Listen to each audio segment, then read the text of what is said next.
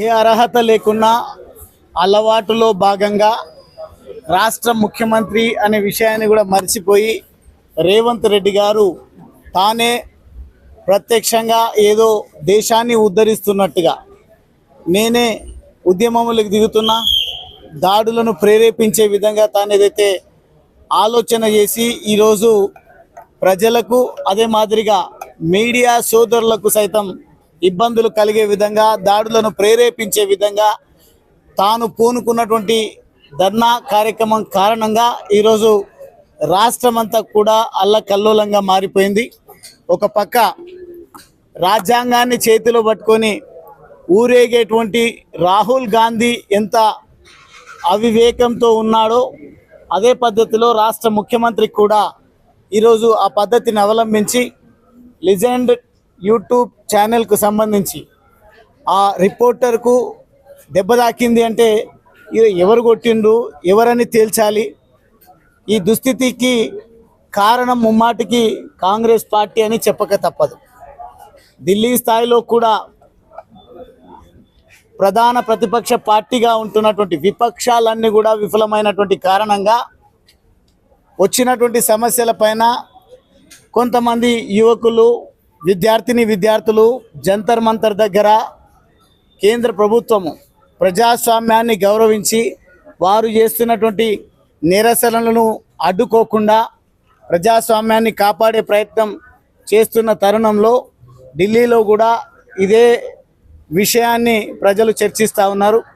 విద్యార్థులు చేసేటువంటి ఉద్యమాన్ని మరోవైపు మళ్లించే విధంగా, దాడుల వైపు మళ్లించే విధంగా, దుర్ఘటనల వైపు మళ్లించే విధంగా ఈ కాంగ్రెస్ పార్టీ అలవాటు ప్రకారము కొంతమందిని కావాలని ఆందోళనకారుల మధ్యలోకి పంపించి వారు పోషించే రౌడీలను, గూండాలను, పనికి రాని కాంగ్రెస్ పార్టీ కార్యకర్తలను ఆ విద్యార్థుల ఉద్యమాల్లో పంపించినటువంటి కారణంగా కొంత ఘర్షణ వాతావరణం నెలకొన్నది ఢిల్లీ కేంద్రంగా. ఈరోజు తెలంగాణ రాష్ట్రంలో కూడా అవివేకంతో కూడినటువంటి ఈ ప్రభుత్వము, ముఖ్యమంత్రి పోకడల కారణంగా ఈరోజు లిజెండ్ టీవీ ఛానల్, యూట్యూబ్ ఛానల్కి సంబంధించినటువంటి మా మిత్రుడికి గాయమైనటువంటి కారణంగా మేము ఈరోజు కేర్ ఆసుపత్రిని సందర్శించడము, వారిని పరామర్శించడము, పూర్తి స్థాయిలో కారకులు ఎవడైనా ఉండొచ్చు, తప్పకుండా వారిపైన కఠిన చర్యలు చేపట్టే విధంగా మేము ప్రభుత్వాన్ని డిమాండ్ చేస్తాం. ఆ కుటుంబాన్ని కాంగ్రెస్ పార్టీ ఇచ్చిన హామీలను మరిచి ప్రజలను తప్పుదో పట్టించే విధంగా ఇటువంటి నిరసన కార్యక్రమాలకు రూపకల్పన చేసిన విధంగా కాకుండా ఈరోజు మా రిపోర్టర్కి ఏదైతే గాయం అయ్యిందో ఆ రిపోర్టర్ను ఆదుకుంటాం. కావాల్సినటువంటి తనకు జరిగినటువంటి ఇబ్బంది నుంచి బయటపడేసే విధంగా, గాయాన్ని అయితే మనం వెనక్కి తీసుకురాలేం, కానీ తనకు ఆసుపత్రి అయ్యే ఖర్చులన్నీ కూడా భారతీయ జనతా పార్టీ భరిస్తుంది. వారి కుటుంబానికి కూడా అండగా ఉంటుంది. భవిష్యత్తులో యువ జర్నలిస్ట్ సోదరులకు ఎక్కడ ఇటువంటి సంఘటనలు పునరావృతం కాకుండా సోదరులకు వెంట ఉంటాం. ఇక నుంచి ప్రజలను కాపాడే దాంట్లో భారతీయ జనతా పార్టీ ఏ రకంగా అయితే ముందుకు వెళ్తూ ఉందో అదే పద్ధతిలో ఎన్నడూ లేని విధంగా ఈరోజు కొత్త కార్యక్రమానికి శ్రీకారం చుట్టింది కాంగ్రెస్ పార్టీ. పూర్తిగా జర్నలిస్టుల పైననే దాడి చేసినట్టయితే బాగుంటుంది. ఈ కెమెరాలన్నీ ఆగిపోతాయి, మా దుర్మార్గాలన్నీ కూడా మేము ఆడిందే ఆటగా పాడిందే పాటగా ఉంటుంది అనే ఆలోచనతోన వారు ఏదైతే కుట్ర బండి జర్నలిస్ట్ పైన దాడికి కారణమైనరో ఖచ్చితంగా వారిని శిక్షించే విధంగా భవిష్యత్తులో కార్యాచరణ కూడా చేపడతాం. జర్నలిస్ట్ సోదరులకు పూర్తిగా అండగా ఉంటాం. దయచేసి మీరు కూడా ప్రస్తుతం నెలకొని ఉన్న తెలంగాణ రాష్ట్రంలో పరిస్థితులను చూస్తూ ఉన్నాం. మహిళలకు రక్షణ లేదు, విద్యార్థులకు రక్షణ లేదు, రైతులకు రక్షణ లేదు, జర్నలిస్టులకు రక్షణ లేదు. కాబట్టి ఇటువంటి కార్యక్రమాలన్నింటినీ కూడా మనం గమనిస్తూ మనమంతా ఐక్యతను చాటాల్సినటువంటి అవసరం ఉందని ఈ సందర్భంగా తెలియజేస్తూ మరొకసారి ఆ మిత్రుడు ఏం పేరు మిత్రుడు ప్రవీణ్ కుమార్కు జరిగినటువంటి గాయానికి సంబంధించి పూర్తి స్థాయిలో చికిత్స అందించే కార్యక్రమం, బిల్లులు చెల్లించేటువంటి విషయంలో కానీ వారి కుటుంబానికి కూడా తాను ఆసుపత్రి నుండి డిశ్చార్జ్ అయ్యే వరకు ఆ కుటుంబానికి ఏ ఇబ్బందులున్నా మేము ప్రత్యక్షంగా వారికి ఆ కుటుంబాన్ని సందర్శించి వారికి అండగా ఉంటామని సందర్భంగా నేను తెలియజేస్తాను. అక్కడ మనకి క్లియర్ గా తెలుస్తుంది, రాళ్ళు పట్టుకొని వచ్చింది కాంగ్రెస్ పార్టీ నాయకులు అది అందులో ఎటువంటి అనుమానం లేదు. వాళ్ళు బీజేపీ నాయకుల్ని కార్యకర్తల మీద రాళ్లు వేయడానికి ప్రయత్నం చేశారనే విషయం తెలుసు.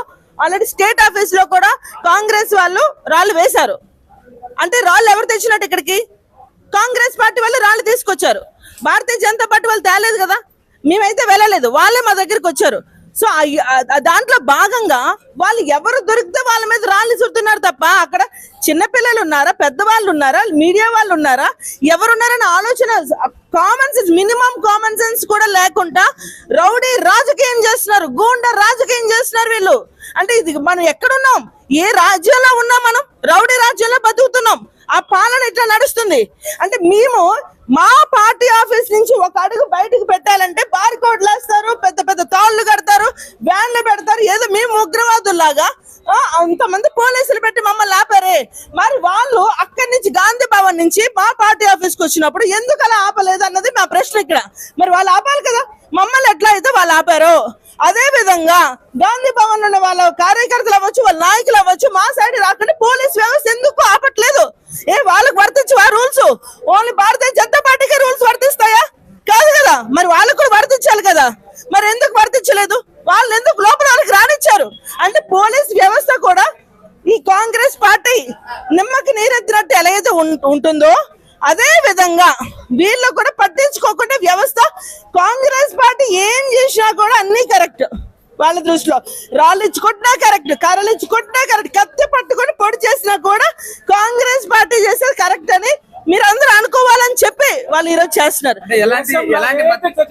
దేశవ్యాప్తంగా అటు నీటి విద్యార్థులందరూ ధర్మేంద్ర ప్రధాన్ కేంద్ర విద్యాశాఖ రాజీనామా చేయాలని చెప్పేసి ప్రొటెస్ట్ చేస్తాను. దాన్ని దారి మళ్లించేటందుకు కాంగ్రెస్ బీజేపీ రెండు నాటకం అని చెప్పి విద్యార్థులు కర్రల సాంప్రదాయాన్ని బీజేపీ ప్రేరేపిస్తుందన్నది పెద్ద ఎత్తున వాదన వస్తుంది. దానికి ఏం చెప్తారు? మరి రాళ్ల సాంప్రదాయాన్ని వాళ్ళు ప్రేరేపిస్తున్నప్పుడు అంటే మేము అప్పట్లాగే గాంధీ ఒక చెంప మీద కొడితే ఇంకో చెంప చూపించమంటారా? చెప్పండి.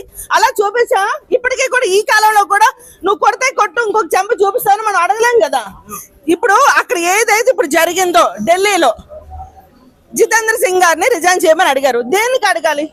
నీటికి అదే ధర్మేంద్ర సింగ్ గారిని ప్రధాని రాజీనామా చేయమని అడిగారు. దేనికి అడగాలి? ఇప్పుడు చర్చలకి, నీటికి సంబంధించిన, విద్యార్థులకు సంబంధించిన చర్చలకి మేము సిద్ధంగా ఉన్నాము అన్న విషయం మేము చెప్పాక కూడా దేనికి వీళ్ళు మోడీ గారి ఇంటి, మన ప్రధాని మోడీ గారి ఇంటి ముందుకి రాహుల్ గాంధీ వెళ్ళి ఎందుకు ధర్నా చేయాల్సిన అవసరం ఎందుకు వచ్చింది? అంటే మేము ఒప్పుకోలేదా చర్చలకి? ఒప్పుకున్నాం కదా. ఆయన కూడా మా ఆపోజిషన్ లో ఉన్నప్పుడు, మా ఆపోజిషన్ లీడర్ అయినప్పుడు ఆయనకు ఆ హోదా ఇచ్చినప్పుడు మాట్లాడొచ్చు కదా, చర్చలు కొనసాగించవచ్చు కదా. అంటే మేము చర్చలకు రావేమో అనుకొని ఒక మాట మాట్లాడారు. ఇప్పుడు చర్చలకి మేము అంగీకారం తెలియజేసిన తర్వాత ఈ రోజు వాళ్ళు మాట్లాడేదంటే పాకిస్తాన్ వాళ్ళు అడిగే డిమాండ్స్ మాట్లాడుతున్నారు.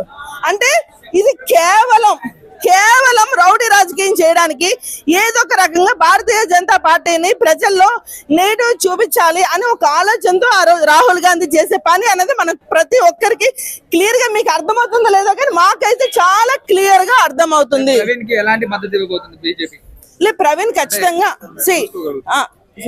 మేము, ఇది చాలా బాధాకరమైన విషయం. మేము, నా బ్రదర్ లాంటి వాడు ప్రవీణ్. యాక్చువల్ గా మాకు మంచిగా సపోర్ట్, మేము ఏ ధర్నాలు చేసినా కూడా తను ముందుండి, ఈవెన్ తననే కాదు అందరు మీడియా సోదరులందరూ కూడా మాకు ముందుండి మాకు సపోర్ట్ చేశారు. ఆ విషయంలో మాకు ఎటువంటి అనుమానం లేదు. ఖచ్చితంగా ప్రవీణ్కి ఏం కావాలో హెల్ప్ అనేది మేము ఖచ్చితంగా మేము చేసుకుంటాం. అందులో ఎటువంటి అనుమానం మీకు వద్దని నేను మీకు చెప్తున్నాను, ఎందుకంటే is like my brother. So ఇప్పుడు ఎందుకంటే మేము ధర్నా చేసాం, తను షూట్ చేయడానికి వచ్చాడు. మా షూట్ చేస్తున్నప్పుడు అనుకోకుండా ఇట్లాంటి జరిగినప్పుడు ఖచ్చితంగా మేము బాధ్యత తీసుకుంటాం తప్ప కానీ కాంగ్రెస్ వాళ్ళలాగా మేము వెన్న తిరిగి పరిగెట్టే రకం కాదు.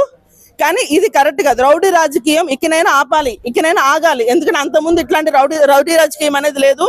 కానీ ఇప్పుడు ఈ కాంగ్రెస్ పాలన వచ్చిన దగ్గర నుంచి ప్రతి చోట నిరుద్యోగులు అట్లానే హింస పెట్టారు, మహిళలు అట్లానే హింస పెట్టారు, ఆఖరికి జర్నలిస్ట్ మీద కూడా అట్లానే హింస పెడుతున్నారు. ప్రతి ఒక్కరిని కూడా వీళ్ళు హింసించే పాలనే నడుస్తుంది.